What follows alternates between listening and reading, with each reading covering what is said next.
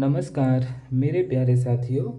अब हम सॉल्व करेंगे प्रश्नावली 1.2 का सारे सवालों को, जो कि समुच्चय या सेट से संबंधित है। तो इस प्रश्नावली के सवालों को हल करने से पहले हम कुछ एक संकल्पनाओं को समझेंगे, जैसे कि रिक्त समुच्चय क्या होता है। तो जैसे कि इसमें लिखा हुआ है कि रिक्त समुच्चय का मतलब होता है कि ऐसा समुच्चय या जिस समुच्चय में एक भी अवयव ना हो। इसका क्या मतलब है कि ऐसा समुच्चय जिसमें एक भी अवयव उपलब्ध ना हो या उसमें एग्जिस्ट ही ना करता हो, तो ऐसे समुच्चय को हम कहते हैं रिक्त समुच्चय। और इसको डिनोट कैसे करते हैं? मान लीजिए कि कोई एक समुच्चय है, तो इसको हम या तो ऐसे सिर्फ खाली ब्रैकेट को बना देंगे, या तो फिर a इज इक्वल टू हम लिख देंगे 5। इसको 5 से डिनोट करते हैं। तो ये हमारा हो जाता है रिक्त समुच्चय।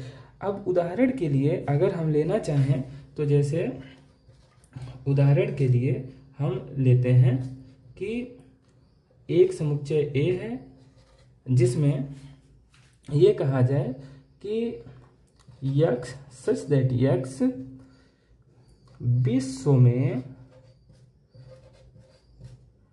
सींग वाले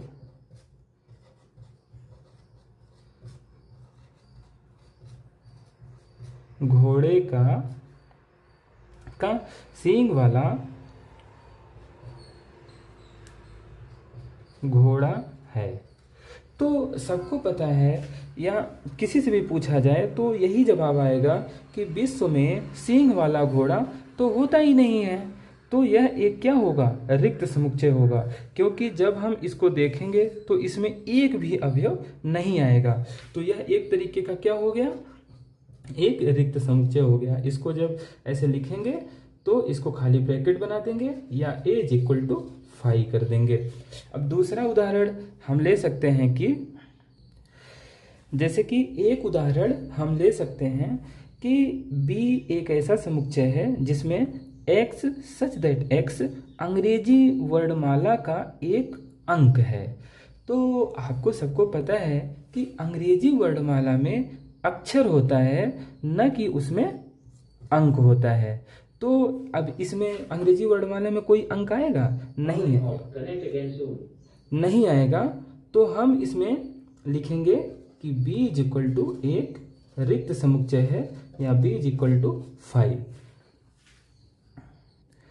अब एक और उदाहरण को हम लेकर के समझ सकते हैं कि जैसे कि a एक समुच्चय है जिसमें x सच दैट x कि x ऐसा है कि वह x एक प्राकृतिक संख्या है, जहां पर x का जो मान होगा वो 1 से छोटा है।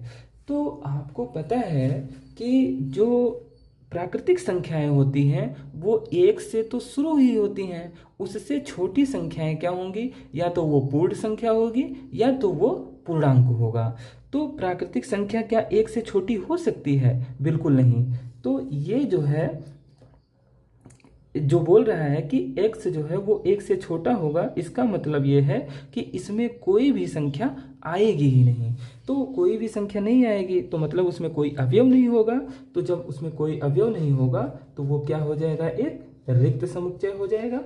उसको हम ऐसे दिखा सकते हैं। अब आता है कि परिमित समुच्चय क्या होता है और अपरिमित समुच्चय क्या होता है।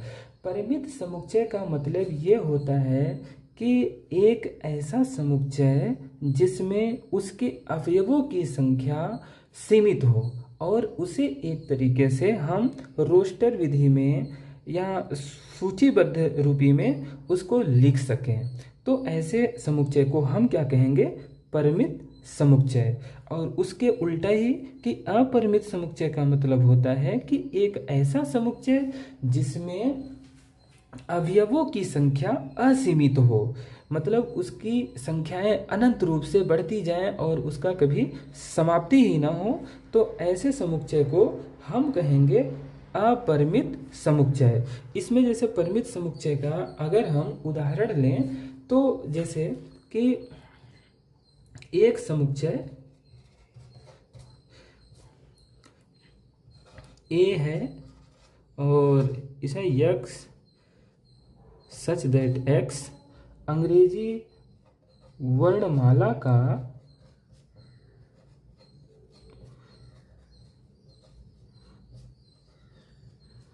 एक अक्षर है।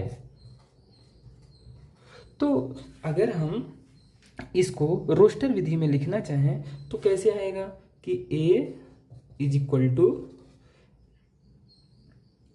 A B C D E F G ऐसे करते करते हम आएंगे Z तक। तो कहने का मतलब ये है कि ये एक ऐसा समुच्चय है जो अंग्रेजी वर्णमाला का एक अक्षर है। तो वो अंग्रेजी वर्णमाला में कितने अक्षर होते हैं? 26।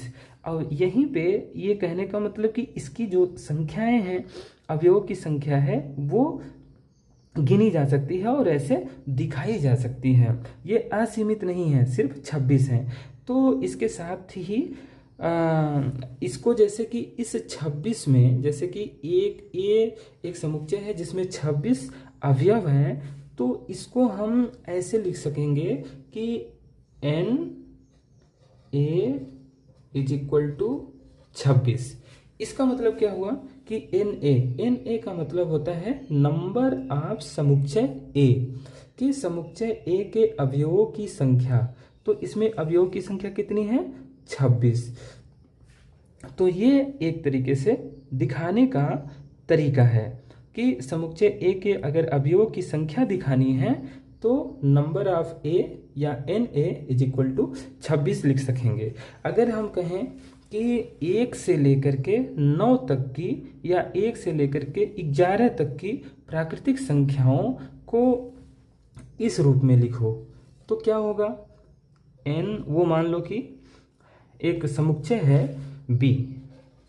तो अगर हम ये x सच दैट x 1 से 11 तक की प्राकृतिक संख्या है, तो उसका n समुच्चय क्या है? B इज इक्वल टू, इसमें से क्या आएगा? 11, क्योंकि 1 से 11 तक के 11 संख्याएं बनेंगी। तो ये एक दिखाने का तरीका है कि number of B is equal to 11 हो जाएगा। अब आता है अपरिमित समुच्चय। अपरिमित समुच्चय का मतलब होता है कि जिसमें जो अवयवों की संख्या है वो अनंत तक बढ़ती ही चली जाए। तो ऐसे समुच्चय को हम क्या कहेंगे? अपरिमित समुच्चय। अगर जैसे कि उदाहरण के रूप में हम लें कि एक समुच्चय A है जिसमें x सच दैट x ऐसा है कि x एक प्राकृतिक संख्या है। तो इसमें अब एक प्राकृतिक संख्या का मतलब जितनी सारी प्राकृतिक संख्याएं हैं उनमें से कोई भी एक हो सकती है इस x की वैल्यू। तो अब हम इसको दिखाना चाहें रोस्टर विधि में तो कैसे लिखेंगे कि ये 1 से शुरू होती है प्राकृतिक संख्याएं, आगे बढ़ती हुई चली जाती हैं। तो 1 2 3 4 5 ऐसे करते करते हम अनंत तक लिखते चले जाएंगे, इसकी कोई सीमा है ही नहीं। तो ऐसे समुच्चय को हम क्या कहेंगे कि वो अपरिमित समुच्चय है। अब दूसरा आता है कि समान समुच्चय क्या होता है, जिसको कहते हैं इक्वल। तो समान समुच्चय का मतलब होता है कि जब 2 समुच्चय हो या 2 से अधिक 3 समुच्चय 4 समुच्चय हो और उनमें जो है उनके जो अवयव हैं उन समुच्चयों में वो सारे समुच्चयों में एक समान हो, तो ऐसे समुच्चय को कहते हैं समान समुच्चय। उदाहरण के लिए अगर हम समझना चाहें तो मान लेते हैं कि A बराबर दिया है 1 3 5 7 9, ये एक समुच्चय ए है जिसमें अवयव कौन है 1 3 5 7 9, ये 5 अवयव हैं। अब एक दूसरा समुच्चय ले लेते हैं जिसमें अवयव वही हैं, थोड़ा सा आगे पीछे करके है, जैसे कि 3 1 9 7 5। तो देखो अब हम देखेंगे कि ये समान समुच्चय है कि नहीं। तो इसको देखने के लिए हम क्या करेंगे कि ये जो अवयव हैं ए में वो और बी में जो अवयव हैं वो देखेंगे कि दोनों एक समान हैं। 1 इसमें है, इसमें है, 3 इसमें है, इसमें है, 5 इसमें है, इसमें है, 7 इसमें है, 9 इसमें, इसमें भी 9। तो ये अवयव क्या है एक समान है, तो ये दोनों क्या हो गए समुच्चय, समान समुच्चय। तो इनको हम क्या कहेंगे कि ये समान समुच्चय है, तो हम दिखाएंगे A = B। ये हो गया हमको समान समुच्चय को दिखाने का तरीका। इसी के उल्टा अगर हम कहें कि B = A है तो ये भी सही है। अब दूसरा, समान समुच्चय के ही विपरीत क्या होता है, असमान समुच्चय। असमान समुच्चय क्या होगा, जब 2 या 2 से अधिक समुच्चय दिए हुए हों और ये कहा जाए कि उनके अवयव जो हैं वो एक जैसे नहीं हैं, तो वो सभी दोनों समुच्चय क्या होंगे, असमान समुच्चय। अब ऐसे को उदाहरण से समझें कि एक समुच्चय ए दिया है जिसमें लिखा है 1 2 3 B D E ये, और एक समुच्चय दिया है B, इसमें दिया है 5 7 9 B D E। तो अब हम इन दोनों को चेक करेंगे कि क्या ये दोनों समुच्चय समान हैं, तो हम इनके अवयवों को मिलाना शुरू करेंगे। 1 2 3 क्या इसमें है, नहीं है, तो ये तीनों अवयव नहीं मिल रहे हैं। इसमें से अगर एक भी अवयव नहीं मिलेगा तो वो समान समुच्चय नहीं होगा। ये तो मिल गया पर ये दोनों नहीं मिले, तो ये क्या हो गए, असमान समुच्चय। तो असमान समुच्चय को हम ऐसे दिखाएंगे A ≠ B या B ≠ A। ये दोनों दिखाने के तरीके सही हैं। तो ये हो गया असमान समुच्चय। अब आते हैं हम पहले सवाल पर। प्रश्नावली 1.2 का जो पहला सवाल है कि निम्नलिखित में से कौन से रिक्त समुच्चय के उदाहरण हैं। पहला सवाल लिखा है कि 2 से भाज्य विषम प्राकृतिक संख्याओं का समुच्चय। तो विषम प्राकृतिक संख्याएं कौन कौन सी होती हैं, पहले तो हमें वो जानना है। तो विषम मान लेते हैं कि वो समुच्चय ए है। अब विषम प्राकृतिक संख्याएं 1 होंगी, 3 होगा, 5 होगा, 7 होगा, 9 होगा, 11 होगा और ऐसे बढ़ता हुआ चला जाएगा। तो अब देखिए कि इन अवयवों में से ऐसे कौन से हैं जो 2 से पूरी तरीके से भाज्य हो जाएंगे। तो हमें पता चलेगा कि इसमें एक भी ऐसा अवयव नहीं है जो 2 से पूरी तरीके से भाज्य हो जाए। तो ये क्या है, इसमें कोई अवयव मिलेगा ही नहीं, तो हमको जो वो समुच्चय मिलेगा वो क्या मिलेगा, फाई, मतलब कि वो रिक्त समुच्चय होगा, उसमें एक भी अवयव नहीं होगा। तो ये तरीके से ये एक क्या है, रिक्त समुच्चय। अब दूसरा सवाल कि सम अभाज्य संख्याओं का समुच्चय। अब सम संख्याएं क्या होती हैं, पहले वो देख लेते हैं कि मान लेते हैं कि वो समुच्चय ए होगा जिसमें सम संख्याएं होंगी। तो 2 4 6 8 10 ऐसी संख्याएं करके हमको मिल जाएंगी। अब इसमें से ये देखें कि ये अभाज्य संख्याएं हैं जो अभाज्य हैं। तो देख करके अब बताएं कि इसमें से ऐसी कौन सी संख्या है, ये सम संख्याएं हैं, अब इनमें से कौन सी ऐसी संख्या है जो अभाज्य है। तो इसमें से ये भाज्य है, ये भाज्य है, ये भाज्य है, ये भाज्य है, किसी न किसी से कट जाएगी। पर ध्यान रखें ये वाली क्या किसी से भाजित है या किसी से भाग दिया जा सकता है? बिल्कुल नहीं। तो उसमें जो है ये एक जो है दो हमको मिल जाएगा, एक अवयव हमको मिल जाएगा, तो ये दो मिल जाएगा, तो ये रिक्त समुच्चय है? बिल्कुल नहीं। तो ये रिक्त समुच्चय नहीं है। अगला सवाल दिया है कि तीसरा, यक्स सच दैट एक्स एक प्राकृतिक संख्या है जिसमें जो x की वैल्यू होगी या x का जो मान होगा वो एक साथ में दो शर्तों को पूरा कर रहा होगा। पहला कि यक्स जो है वो 5 से छोटा होना चाहिए और उसी के साथ में यक्स जो है वो 7 से बड़ा भी होना चाहिए। तो जैसे कि अगर इसमें कोई एक, पहले प्राकृतिक संख्याओं को हम समझ लेते हैं कि प्राकृतिक संख्याएं क्या होती हैं। 1 2 3 4 5 6 7 ऐसे अनंत तक। तो ये तो हमारी संख्याएं हो जाएंगी प्राकृतिक। अब इनमें से कोई ऐसी संख्या है जो 5 से छोटी है, तो 5 से छोटी संख्याएं प्राकृतिक ये हैं, और 7 से बड़ी संख्याएं 8 9 और 10 ऐसे करके 11 12 पूरी आ जाएंगी। लेकिन अब इनमें से कोई ऐसी संख्या है जो 5 से छोटी भी हो और 7 से बड़ी भी हो, वही एक संख्या, अलग अलग संख्या नहीं, एक ही संख्या। जैसे कि अगर हम ये 4 को लें तो 4 5 से छोटा तो है, क्या 7 से बड़ा भी है? नहीं है। तो हम क्या कहेंगे कि इसमें ऐसी कोई भी संख्या नहीं आएगी जो 5 से छोटी भी हो और 7 से बड़ी भी हो। तो ये क्या होगा? एक रिक्त समुच्चय हो जाएगा। तो a = 5 हो जाएगा।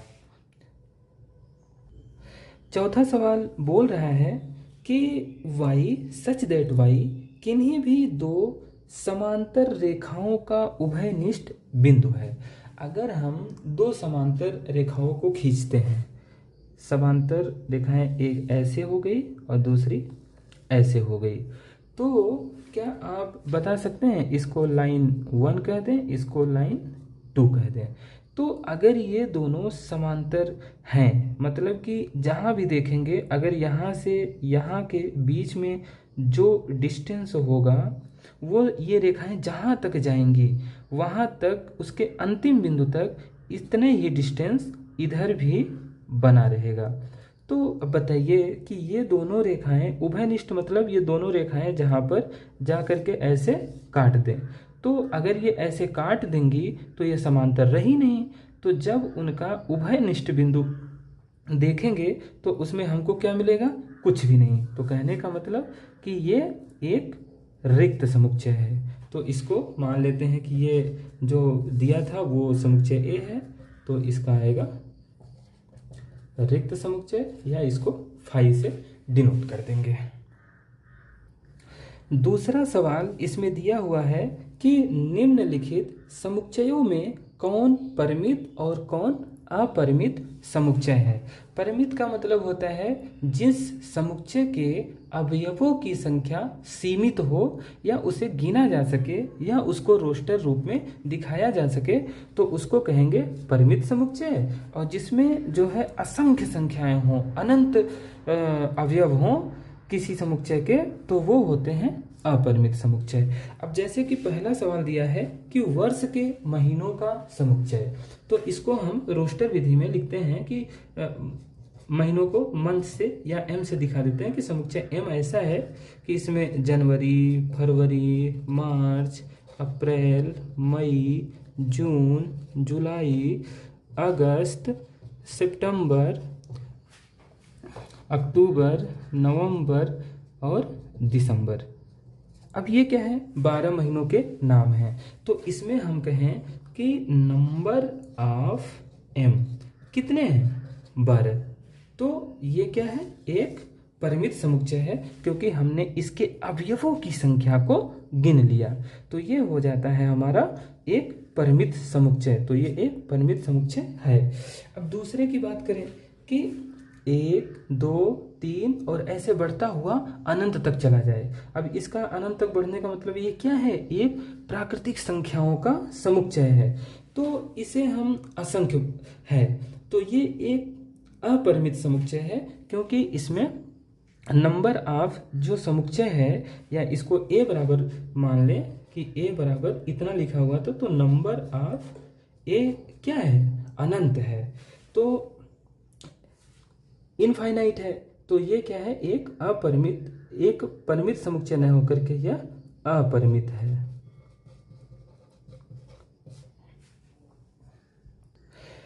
तीसरा सवाल बोल रहा है कि एक समुच्चय है जिसके अवयव क्या है, 1 2 3 डैश डैश डैश, मतलब ये जाता हुआ 99 और 100 तक की संख्याएं हैं। तो ये क्या है, अगर हम इसको पहचानना चाहें तो क्या लिखा है कि यह एक समुच्चय है, मतलब यक्स सच दैट यक्स ऐसा है कि 1 से लेकर के 100 तक की प्राकृतिक संख्याएं हैं। तो इन संख्याओं को हम गिन सकते हैं कि इसमें कितने अवयव हैं, 1 से लेकर के 100 तक, यानी कि पूरे 100। तो ये एक परिमित समुच्चय है, क्योंकि अगर हम इसको मान लें कि ये समुच्चय ए है, तो नंबर ऑफ ए कितना है, कितने अवयव हैं, पूरे 100। तो ये क्या हो गया, एक परिमित समुच्चय। अब दूसरा जो चौथा सवाल दिया गया है कि 100 से बड़े धन पूर्णांकों का समुच्चय। अगर हम इसको रोस्टर रूप में लिखने की कोशिश करें तो मान लेते हैं कि वो समुच्चय एक बी है।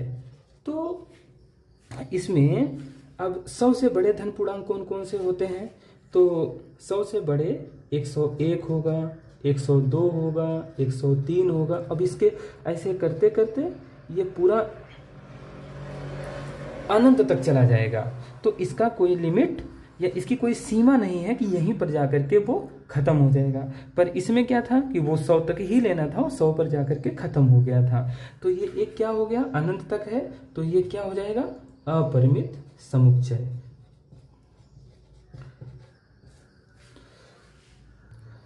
पांचवा सवाल इसमें दिया हुआ है कि 99 से छोटे अभाज्य पूर्णांकों का समुच्चय।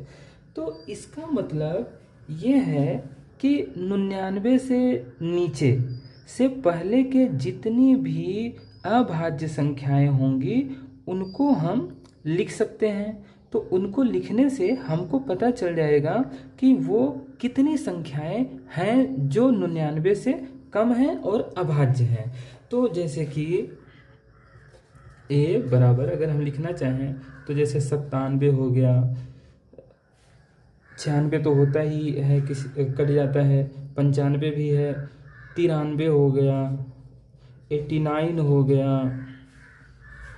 ऐसे ही करके हम संख्याओं को लिखेंगे तो वो हमको एक तरीके से कि सीमित संख्याएं हमको मिल जाएंगी। इसमें अवयवों की जो संख्या होगी वो होगी सीमित, और हम उनको गिन सकते हैं कि वो ऐसी कितनी संख्याएं होंगी जो 99 से छोटी होंगी और अभाज्य होंगी।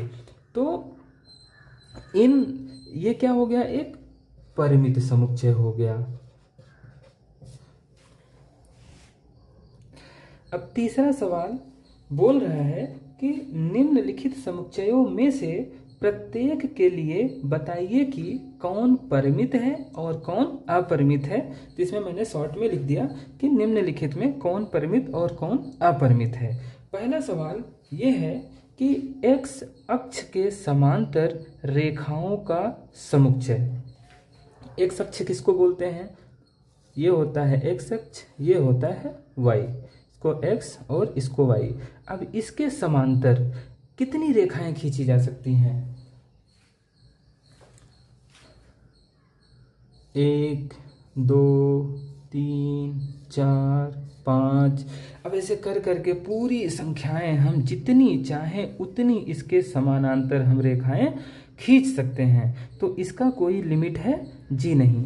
तो जब लिमिट नहीं है तो इसके अब इस समुच्चय के अवयवों की संख्या क्या होगी, असीमित होगी। तो जब असीमित हो जाए तो वो हो जाएगा अपरिमित। और दूसरा सवाल क्या कह रहा है कि अंग्रेजी वर्णमाला के अक्षरों का समुच्चय। तो इसको मान लेते हैं कि ए है। अब इसमें सारे वर्णमाला को लिखो, A B C D E F G H ऐसे करके एक्स वाई जेड। तो ये सारे कितने हो जाते हैं? 26। तो इसके अवयवों की संख्या हम गिन सकते हैं। तो जब गिनी जा सकती है तो वो क्या हो गई? परिमित। तो ये क्या हो गया? Number of A is equal to 26 हो गया। तो ये हो गया परिमित समुच्चय। तीसरा सवाल बोल रहा है कि उन संख्याओं का समुच्चय जो 5 के गुणज हैं। गुणज का मतलब होता है कि जिन दो संख्याओं का गुणा करके हम तीसरी संख्या प्राप्त करते हैं।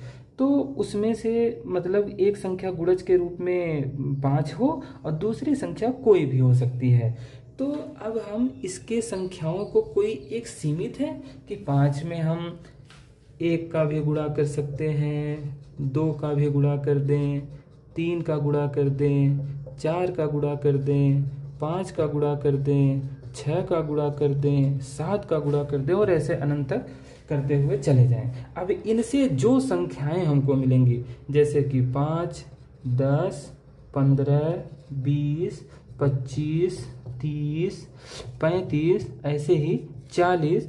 अब इन संख्याओं का कोई सीमा है? नहीं। ये क्या है? सारी की सारी अनंत संख्याएं हैं।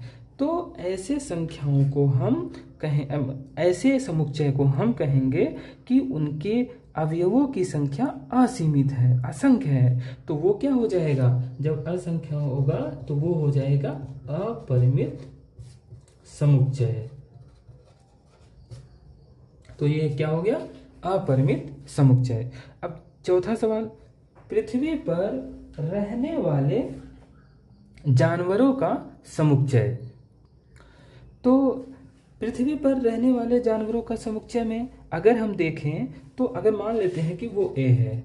अब इसमें जितने भी जानवर होंगे वो काउंटेबल होंगे। हाँ, ये हो सकता है कि वो बहुत बड़ी संख्या हो। जैसे कि मान लो पृथ्वी पर 7 करोड़ गाय रहती हैं, 3 करोड़ बैल रहते हैं, 2 करोड़ हाथी रहते हैं, 1 करोड़ चीता रहते हैं। तो कहने का मतलब ये है कि उनकी संख्या क्या है? काउंटेबल है या गिनी जा सकती है। हाँ, बेशक वो बड़ी संख्या हो सकती है। तो जैसी संख्याओं को अगर हम उनके अवयवों को, अगर किसी समुच्चय के अवयवों को गिन सकें तो वो क्या होगा? परिमित समुच्चय होगा। तो ये एक तरीके से परिमित समुच्चय होगा। इसका कारण आप समझ पा रहे हैं। पांचवा सवाल है कि मूल बिंदु 0,0 से होकर जाने वाले वृत्तों का समुच्चय।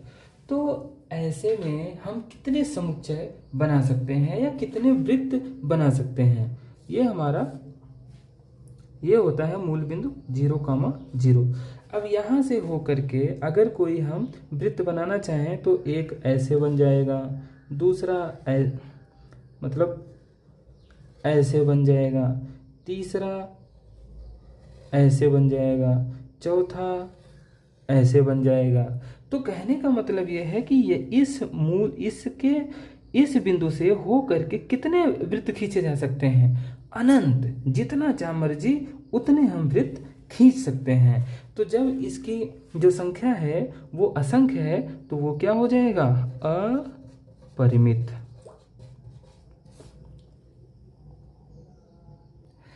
अब चौथा सवाल है, कह रहा है कि निम्नलिखित में बतलाइए कि a is equal to B है अथवा नहीं। a is equal to B का मतलब यह है कि जो अवयव a में है क्या वो अवयव b में है। तब अगर a का अवयव और b का अवयव एक समान होंगे तो क्या होंगे? a is equal to B होगा। तो अब हम पहला सवाल देखते हैं कि a एक समुच्चय है, b दूसरी तरफ समुच्चय है। a में अवयव कौन कौन से हैं? a है, b है, c है और d है। अब b में कौन कौन से अवयव हैं? अब इनके अवयवों को इनके अवयवों से हम मिलान करेंगे। इसमें दिया है डी सी बी ए, कहने का मतलब ए है, बी है, सी है, डी है, इसमें डी है। तो ये क्या है, ए इज इक्वल टू बी है। पर अब दूसरा देखेंगे कि ए इज इक्वल टू 4, 8, 12 और 16 दिया है। इसमें बी इज इक्वल टू 8, 4, 16 और 18 दिया है। तो 4, 8, 12, 16, 12 नहीं, अब इसमें 4 है, 8 है और 16 है, पर ये 12 इधर नहीं मिल है, पर इधर नहीं है, इधर 18 है पर इधर 18 नहीं है। तो ये ए बराबर बी है, बिल्कुल नहीं है, क्योंकि इसके अवयव एक दूसरे से मिल नहीं रहे हैं। तो A does not equal to B. अब तीसरा सवाल है कि ए बराबर 2, 4, 6, 8 और 10 दिया हुआ है, और इधर b is equal to X such that x सम धन पूर्णांक है और x की जो वैल्यू है वो 10 के बराबर है या 10 से छोटी है। तो अब सम धन पूर्णांक, अब पूर्णांक एक मतलब एक से शुरू होकर के इधर होंगे, तो हम इसको अगर लिखना चाहें और इसको, अब ये तो रोस्टर विधि में लिखा हुआ है, अगर हम इसको लिखना चाहें तो 10 से छोटी सम धन पूर्णांक कौन कौन से होंगे, सम तो हैं, उसके बाद धन पूर्णांक होने चाहिए, ऋण वाले नहीं लेना है, सिर्फ धन पूर्णांकों को लेना है। तो सम धन पूर्णांक 10 से छोटा या 10 के बराबर कौन कौन से होंगे, 2 होगा, 4 होगा, 6 होगा, 8 होगा, और क्योंकि बराबर भी है तो 10 भी होगा। तो अब देखो, इससे ये मिल गया, इससे ये मिल गया, इससे ये, इससे ये, इससे ये, तो एक तरीके से ये क्या बन गया, ए इज इक्वल टू बी। चौथा सवाल दिया हुआ है कि ए एक समुच्चय है, तो उस समुच्चय में एक ऐसा है, उसके अवयव कौन कौन से हैं कि संख्या 10 का एक गुणज है। तो संख्या 10 का गुणज कौन कौन से हो सकते हैं जिसमें 10 हो, जैसे कि एक तो 10 खुद ही हो सकता है, उसके बाद 20 होगा, फिर 30 होगा, फिर 40 होगा, फिर 50 होगा, ये तो हो जाएंगे। इसमें अगर इसको गुणा करें तो इसमें 10 रहेगा, 10 दूना 20, इसमें 10 तिहाई 30, इसमें 10 चौको 40, इसमें 10 में 5 का गुणा करेंगे तो 50 आ जाएगा। अब ये बी क्या है, 10 है, 15 को 10 इंटू किसी में तोड़ सकते हैं, नहीं, ये नहीं टूटेगा। अब ये 20, ये तो टूट जाएगा, पर ये नहीं टूटेगा, 30 ये टूट जाएगा, तो ये हो जाएगा। तो कहने का मतलब ये है कि इसके अवयव और इसके अवयव नहीं मिल रहे हैं, तो ये क्या होगा, A does not equal to B हो जाएगा। ठीक है। पांचवा सवाल है कि क्या निम्नलिखित समुच्चय युग्म समान है, कारण सहित बताइए। तो उसका जो पहला सवाल है कि दो समुच्चय दिया हुआ है, a इज इक्वल टू 2 और 3 और b is equal to x such that x समीकरण x square plus 5x plus 6 is equal to 0 का एक हल है। तो हमको इसका तो समुच्चय का अवयव हमको पता है, पर इस समुच्चय का मतलब जो b है, ये b में के अवयव कौन कौन से होंगे हमें इस समीकरण को हल करके पता चलेगा, तभी हमको x के जो हल होंगे वो हमको प्राप्त होंगे। तो अगर हम अब देखो, अब भी ये हमारे पास एक समीकरण है, x square plus 5x plus 6 is equal to 0। अब इसको हल करेंगे तो हमको क्या मिलेगा कि x स्क्वायर, इसको हम दो भागों में तोड़ देते हैं, मतलब 2x plus 3x plus 6 is equal to 0। अब इसमें क्या कॉमन है, x, तो इसमें क्या बचेगा, x प्लस 2।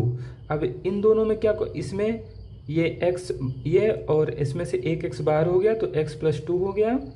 अब इसमें से प्लस इसमें क्या कॉमन है, 3 निकाल लेंगे तो ये 6 को 2 इंटू 3 लिख सकते हैं। तो उसमें से 3 जो है बाहर हो जाएगा तो x plus 2 is equal to 0 हो जाएगा। अब इसमें क्या होगा, x प्लस 3 और ये क्या हो जाएगा, ये और ये इन दोनों के साथ कॉमन है तो ये हो जाएगा x plus 2 is equal to 0। अब x बराबर 0 अब x plus 3 is equal to 0 मानेंगे तो हमको x इज इक्वल टू -3 मिलेगा, और अगर x plus 2 is equal to 0 मानेंगे तो x बराबर -2 मिलेगा। मतलब कि अब x का यहाँ पर वैल्यू क्या क्या मिली है, -2 और -3, और हमारे पास क्या है 2 और 3। तो यहाँ पर इस b बराबर हमको क्या मिला है, -2 और -3। अब और यहाँ a बराबर क्या है, 2 और 3। तो क्या ये समुच्चय समान युग्म है, बिल्कुल नहीं है। तो हम लिखेंगे क्योंकि इन दोनों के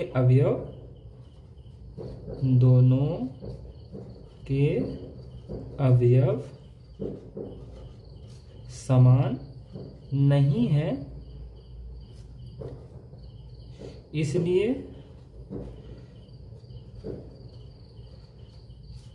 समुच्चय A और B युग्म समान नहीं है।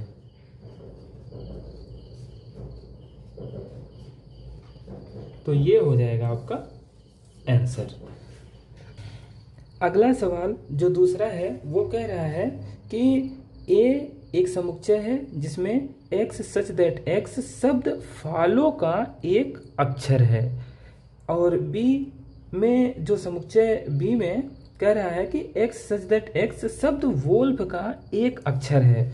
तो अगर हम इसको रोस्टर विधि में लिखें तो हमको क्या मिलेगा, पहले f लिखेंगे, फिर a, उसके बाद o लिखेंगे, फिर क्या लिखेंगे l लिखेंगे। चूँकि 2 बार l आ गया तो एक ही बार लिखेंगे, o 2 बार आ गया तो वो एक बार पहले लिखा जा चुका है, और उसके बाद w लिखेंगे। ये हमारा क्या होगा, इसका रोस्टर विधि। अब हम अब ये b बराबर हमको जो इससे मिलेगा वो क्या होगा, ये चारों को अलग अलग लिखेंगे तो w हो जाएगा, o हो जाएगा, l हो जाएगा और f हो जाएगा। तो इसमें ध्यान देने वाली बात है कि अब ये युग्म समान है कि नहीं, तो समान तब होंगे जब इसके अवयव और इसके अवयव एक जैसे होंगे। तो अब देखें l f मिल रहा है, o मिल रहा है, l मिल रहा है, w और ये w मिल रहा है, means a is equal to b है, क्योंकि दोनों के अवयव समान हैं। तो ये क्या है, समुच्चय समान युग्म होगा, क्योंकि समुच्चय A और B के अवयव समान हैं, इसलिए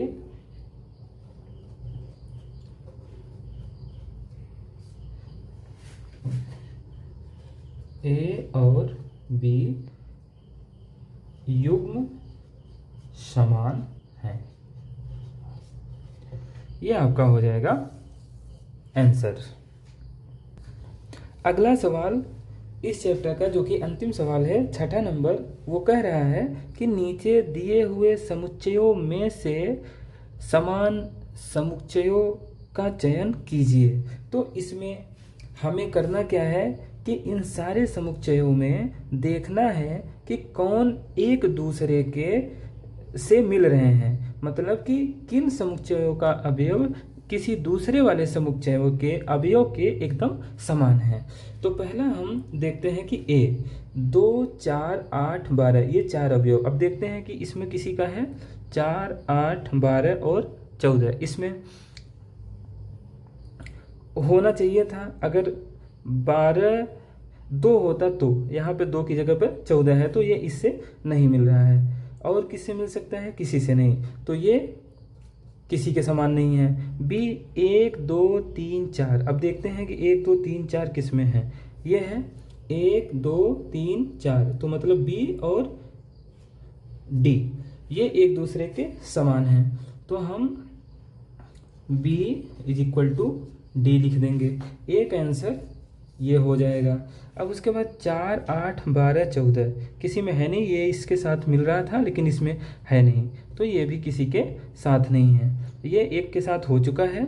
ई 1 -1 देखते हैं किस में है 1 -1, ये ई और जी, तो ये हो जाएगा ई इज इक्वल टू जी। इन दोनों के अवयव एक समान हैं। 0, ए किसी में है नहीं है, तो ये नहीं होगा। ये हो चुका है और ये किसी के साथ नहीं होगा, तो ये 2 आंसर आपके होंगे इस सवाल के। तो ये था प्रश्नावली 1.2 का सारे सवाल। अब इसके आगे हम बाद में पढ़ेंगे। तो इसी के साथ धन्यवाद, नमस्कार।